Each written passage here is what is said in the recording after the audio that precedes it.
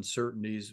One, I think you're going to address later, and so I'll save a lot of my information on that once you ask it. But and that's the Mississippi River levels. But the second is now this government shutdown and what's going to happen if we go through that again. And what we can say is we had a 35-day shutdown back in 2018 going into 2019, and we did not have a January WASDE report in 2019, and the markets did not like that. And what I mean by that is they really tended to drift and probably were a little bit more eager to sell versus buy without the information, especially it being a January report, which is much more critical. So I guess that maybe is the bright side of the situation, is that if we would lose the ability to have an October WASDE report, maybe the shutdown would end before we would go into the January report, which is much more important to the market because it's a lot of the final information, final news data, government data, I should say, that WASDE, FAS, and NAS all come together and put together. Yes, I saw that in the news. No good, Michael.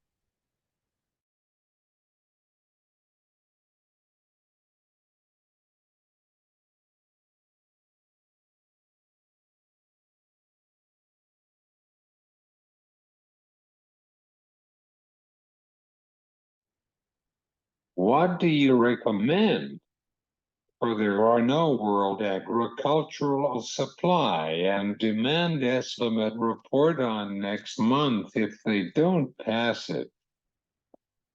I think what I would say at this stage, so early on in harvest and not knowing the yields yet, and seeing that the cash basis in both corn and beans are starting to get pretty weak and pretty sloppy, is that I would probably be very careful about overselling bushels, and maybe only sell what I absolutely would have to sell across the combine, and across the scales that I wouldn't be able to store.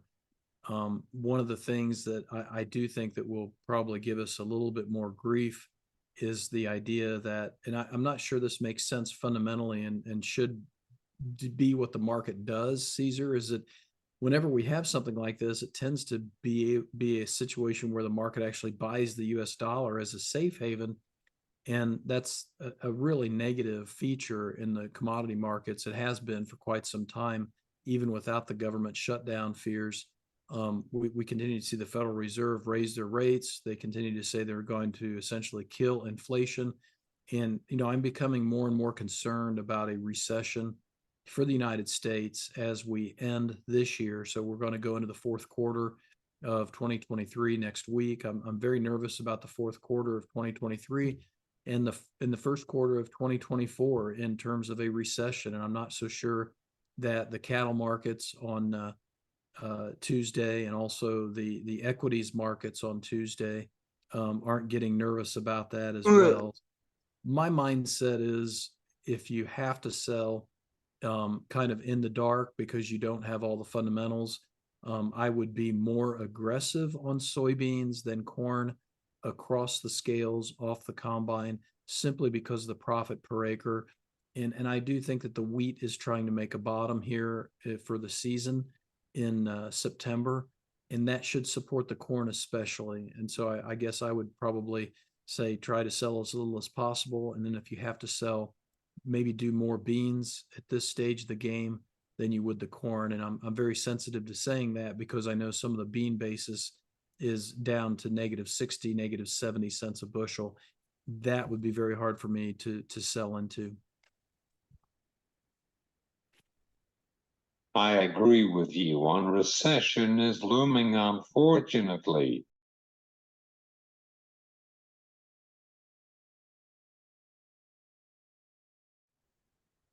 How about wheat complex in the Black Sea again? Russia's attack on the port.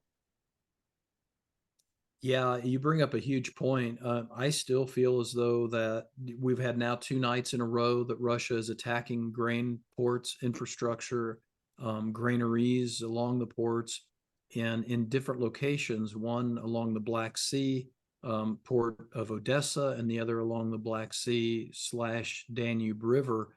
port, and I think they're really specifically targeting grain at this point to force the Ukrainians to not be able to sell as much, and they're doing an effective job. Statistics just came out from the Ukrainian Ag Ministry this week and suggested that so far in the month of September, as of the end of last week, the exports for the month were down over 50% compared to September of last year. So the Russians are very effective. How is the corn market and beans for today for this harvest season coming up? It's a strange situation we're in right now, because the harvest data that we received from USDA on Monday afternoon, both corn and beans were about 2 points behind in percentage points in progress versus the trade expectations on the news wires. And if we drill down into the Iowa and Minnesota crops, which is where I really am focusing a lot of my attention in terms of what I think the national yield may or may not be, we see a lot of advance harvesting in those two states. Iowa corn 9% versus 5 last year, soybeans 11 versus 6 last year.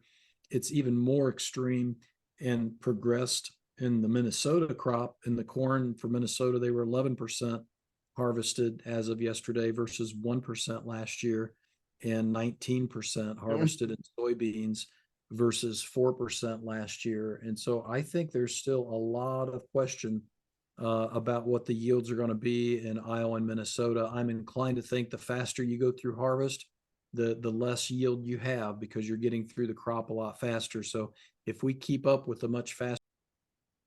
How about in Illinois and Indiana? Not very much has been done in Indiana for either corn or beans, especially corn, because the moisture levels are too high.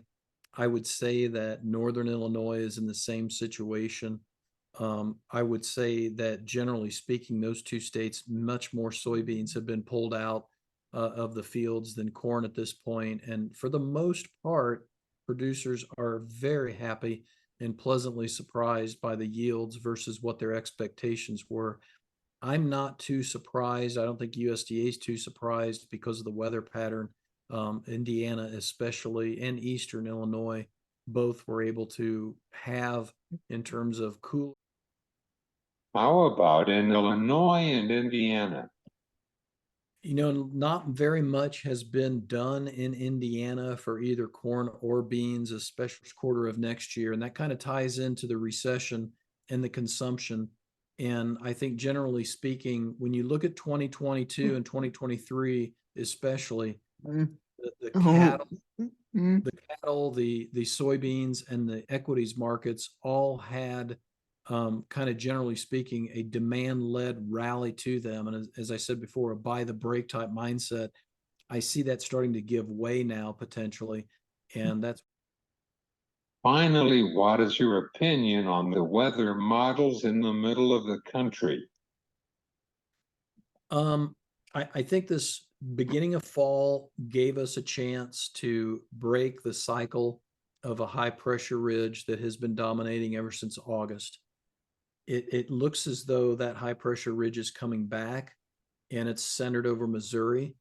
If that's correct, then we could have more rain in the northern plains and maybe slow down the harvest in the Dakotas and parts of Minnesota and maybe even Iowa, and then also in Indiana and Illinois and Ohio. That actually would be beneficial, I think, to the marketplace in terms of trade psychology, because the trade is very nervous, and I am too, about the Mississippi River levels and that hurting our export potential. To have this kind of drought in the Mississippi River, especially south of St. Louis, and that's already impacting our loads, our barges.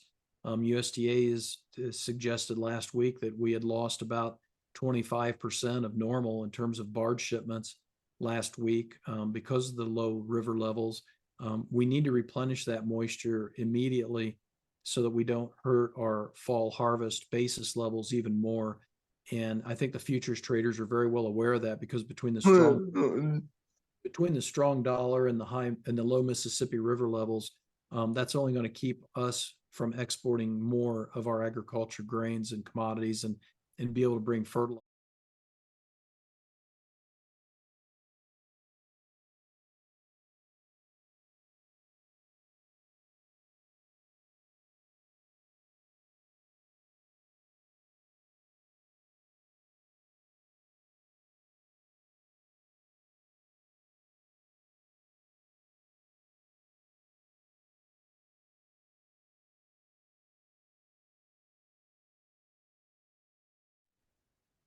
Is there anything would you like to go to say that the Mississippi River is being lower than previously years for right now? Thanks for coming along with us for this afternoon, my friend. It's been my pleasure, and thank you for having me, Caesar. Have a great day. If we stay dry on the Mississippi River and we lose barge freight loads, it's going to make on-farm storage that much more important, and it's going to make this trade psychology of the end users, the commercials, that much more important. And that comes back to the what do we have in stock heading into on-farm and in commercial heading into. This is Mike Zulolo from Global Commodity. Coming out.